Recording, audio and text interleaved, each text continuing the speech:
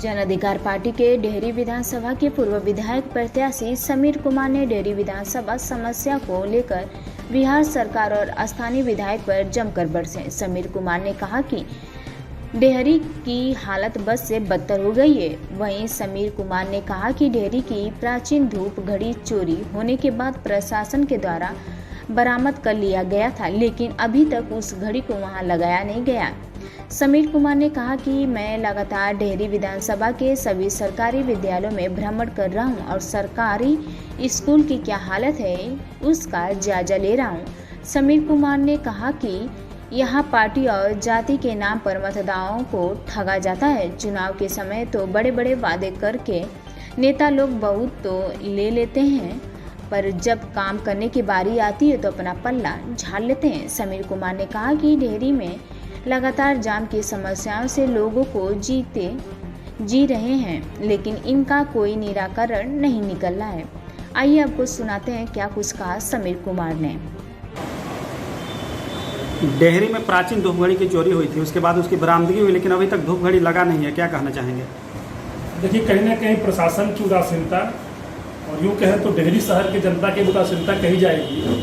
इसका मूल कारण डेहरी विधानसभा क्षेत्र की जनता की उदासीनता ही हो, क्योंकि जिस शहर के लोग किसी भी मुद्दों पे बात करने के लिए तैयार ना हो, किसी भी मुद्दों पे एकत्रित होने के लिए तैयार ना हो, उस शहर में इस तरह के कार्यक्रम होते रहेंगे। सबसे पहले धन्यवाद देता हूँ पुलिस प्रशासन का, जिसने बड़ी मुस्तैदी से पुलिस अधीक्षक के नेतृत्व में एक टीम गठित करके धूप घड़ी को बरामद किया और पूरी तरह से जो पूरे बिहार में चर्चा का विषय बना हुआ था धूप घड़ी की चोरी का प्रकरण, उस पर जब धूप घड़ी बरामद हुई, उसका ब्लेड बरामद हुआ, तो काफ़ी प्रशंसा हुई प्रशासन की क्षेत्र में। और हमें उम्मीद था कि जितनी जल्दी धूप घड़ी का ब्लेड बरामद हुआ है उतनी ही जल्दी वो धूप घड़ी का ब्लेड वहाँ स्थापित भी हो जाएगा।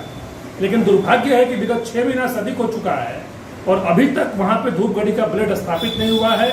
प्राचीन धूप घड़ी का परिसर बद से बदतर स्थिति में जा चुका है, जिस पे कोई सवाल पूछने वाला नहीं है, कोई सूद लेने वाला नहीं है। इसलिए आज मैंने यांत्रिक विभाग प्रमंडलीय जो यहाँ का कार्यालय है सिंचाई विभाग का, वहाँ आज उनके एग्जीक्यूटिव इंजीनियर से मिलूंगा और मैं अपने सौजन्य से धूप घड़ी के ब्लेड की स्थापना के साथ साथ पूरे धूप घड़ी परिसर के सौंदर्यीकरण की अनापत्ति प्रमाण पत्र की मांग किया हूँ। आज उसके रिगार्डिंग मैं एसपी साहब से भी मिलूंगा और एग्जीक्यूटिव इंजीनियर इरिगेशन से मिलूंगा। मुझे उम्मीद है कि वो लोग मेरा सहयोग करेंगे और बहुत जल्द धूप घड़ी परिसर एक नए रंग, एक नए रूप में आपको देखने को मिलेगा। लगातार डेहरी विधानसभा में सरकारी विद्यालयों का आप निरीक्षण कर रहे हैं, क्या कहना चाहेंगे?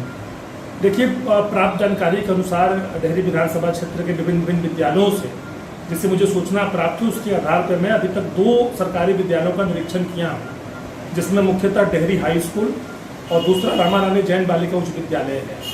विद्यालय में जितनी भी कुव्यवस्था फैली हुई है वो कहीं ना कहीं वहाँ पे उपस्थित बच्चों की कमी के कारण, वहाँ पे काम कर रहे शिक्षकों के कारण और कहीं ना कहीं सरकार की कुव्यवस्था कारण भी फैली हुई है। जिस विद्यालय में 35 से 36 शिक्षक हैं, आपको जानकर आश्चर्य होगा कि उस विद्यालय में एक भी सफाई कर्मी नहीं है। आपको जानकर आश्चर्य होगा कि उस विद्यालय में रख रखाव के लिए वॉचमैन नहीं है। आपको जानकर आश्चर्य होगा कि जिस विद्यालय की कैपेसिटी 1600 विद्यार्थी के बैठने की है, उस विद्यालय में 400 विद्यार्थी भी ठीक से नहीं बैठ पाते हैं। शिक्षकों के बैठने के लिए उचित कमरे उपलब्ध नहीं है। कई सारी अव्यवस्था फैली हुई है, जिसके कारण जब मुझे सूचना मिलती है तो मैं जाता हूँ और अपने माध्यम से जितना बन सकता है तुरंत सहयोग करता हूँ और सरकार से मांग करता हूँ कि जितनी कोई व्यवस्था यहाँ फैली हुई है, एक बार पूरे बिहार के प्रिंसिपल के साथ एक मीटिंग करके बिहार के शिक्षा मंत्री जी को एटलीस्ट बिहार के विद्यालयों में फैली हुई व्यवस्था की जानकारी लेनी चाहिए और यथासंभव जल्द से जल्द उन व्यवस्थाओं को दूर करने का उपाय करना चाहिए, क्योंकि बढ़ेगा नहीं इंडिया तो कैसे बढ़ेगा इंडिया। सरकार का तो यही नारा है। तो मुझे उम्मीद है कि इसको सरकार गंभीरता से विचार करेगी और तमाम बिंदुओं पर काम करके यहाँ के विद्यालयों की स्थिति को सुधार में लाएगी। सोशल मीडिया के माध्यम से आप लोगों को जागरूक करते हैं, क्या कहेंगे?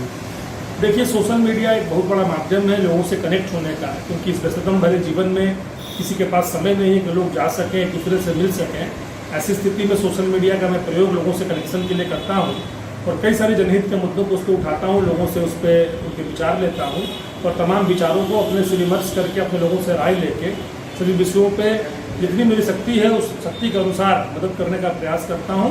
और मेरी उम्मीद है सबको सोशल मीडिया का सही इस्तेमाल करना चाहिए, ताकि कई सारी चीज़ों का आदान प्रदान बहुत कम समयों में एक स्थान से दूसरे स्थान पर हो सके। डेहरी विधानसभा के विकास के मुद्दे पर क्या कहना चाहेंगे? डेहरी विधानसभा का विकास का जो मुद्दा है वो केवल चुनाव में चर्चा का विषय में रहता है।